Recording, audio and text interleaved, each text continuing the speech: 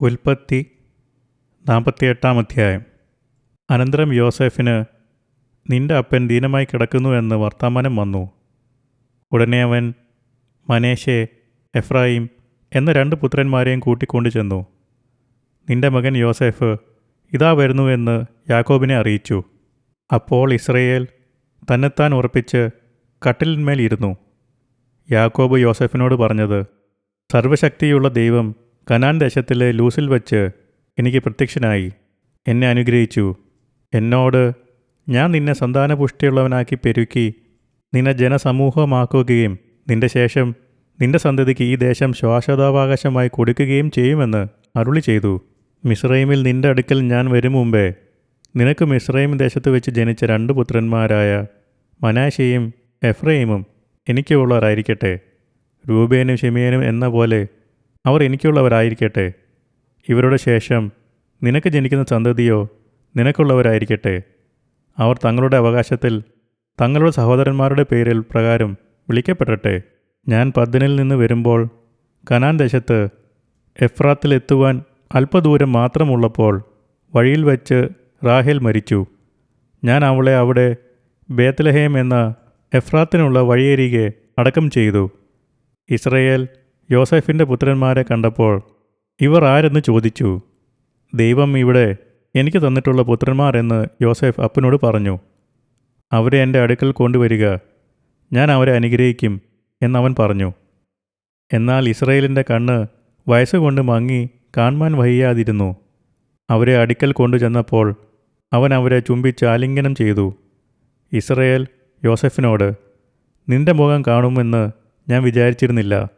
എന്നാൽ നിന്റെ സന്തതിയെയും കാണുവാൻ ദൈവം എനിക്ക് സംഗതി വരുത്തിയല്ലോ എന്ന് പറഞ്ഞു.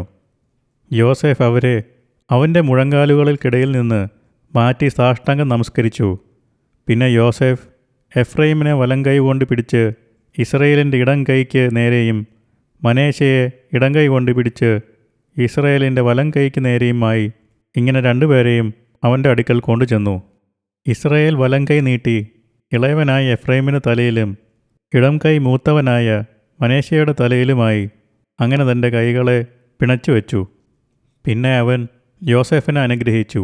എൻ്റെ പിതാക്കന്മാരായ അബ്രഹാമും ഇസഹാക്കും വചിച്ചു പോന്ന ദൈവം, ഞാൻ ജനിച്ച നാൾ മുതൽ ഇന്നുവരെയും എന്നെ പുലർത്തിയിരിക്കുന്ന ദൈവം, എന്നെ സകല ദോഷങ്ങളിൽ നിന്നും വിടുവിച്ച് ദൂതൻ ഈ കുട്ടികളെ അനുഗ്രഹിക്കുമാറാകട്ടെ. എൻ്റെ പേരും എൻ്റെ പിതാക്കന്മാരായ അബ്രഹാമിൻ്റെയും ഇസഹാക്കിൻ്റെയും പേരും ഇവരിൽ നിലനിൽക്കുമാറാകട്ടെ. അവർ ഭൂമിയിൽ കൂട്ടമായി വർദ്ധിക്കട്ടെ എന്ന് പറഞ്ഞു. അപ്പൻ വലങ്കൈ എഫ്രൈമിൻ്റെ തലയിൽ വെച്ച് എന്ന് യോസേഫ് കണ്ടപ്പോൾ അവൻ അനിഷ്ടം തോന്നി. അപ്പൻ്റെ കൈ എഫ്രൈമിൻ്റെ തലയിൽ നിന്ന് മനേശയുടെ തലയിൽ മാറ്റിവയ്പ്പാൻ പിടിച്ചു. യോസേഫ് അപ്പനോട്, അങ്ങനെയല്ല എൻ്റെ അപ്പ, ഇവനല്ലോ ആദിജാതൻ, ഇവൻ്റെ തലയിൽ വലങ്കൈ വയ്ക്കണമെന്ന് പറഞ്ഞു. എന്നാൽ അവൻ്റെ അപ്പൻ സമ്മതിക്കാതെ, എനിക്കറിയാം മകനെ, എനിക്കറിയാം. ഇവനും ഒരു വലിയ ജനമായി തീരും, ഇവനും വർദ്ധിക്കും. എങ്കിലും അനുജൻ അവനേക്കാൾ അധികം വർദ്ധിക്കും. അവൻ്റെ സന്തതി ജനസമൂഹമായി തീരും എന്നു പറഞ്ഞു. അങ്ങനെ അവൻ അന്ന് അവരെ അനുഗ്രഹിച്ചു. ദൈവം നിന്നെ എഫ്രൈമിനെയും മനേശയെയും പോലെ ആക്കുമാറാക്കട്ടെ എന്ന് ഇസ്രായേലിയർ നിന്റെ പേർ ചൊല്ലി അനുഗ്രഹിക്കും എന്ന് പറഞ്ഞ് എഫ്രൈമിനെ മനേശയ്ക്ക് മുമ്പാക്കി. യോസഫിനോട് ഇസ്രയേൽ പറഞ്ഞത്, ഇതാ ഞാൻ മരിക്കുന്നു. ദൈവം നിങ്ങളോടുകൂടെ ഇരുന്ന് നിങ്ങളെ നിങ്ങളുടെ പിതാക്കന്മാരുടെ ദേശത്തേക്ക് മടക്കിക്കൊണ്ടുപോകും. എൻ്റെ വാളും വില്ലും കൊണ്ട് ഞാൻ അമോര്യരുടെ കയ്യിൽ നിന്ന് പിടിച്ചടക്കിയ മലഞ്ചെരിവ് ഞാൻ നിന്റെ സഹോദരന്മാരുടെ ഓഹരിയിൽ കവിഞ്ഞതായി നിനക്ക് തന്നിരിക്കുന്നു.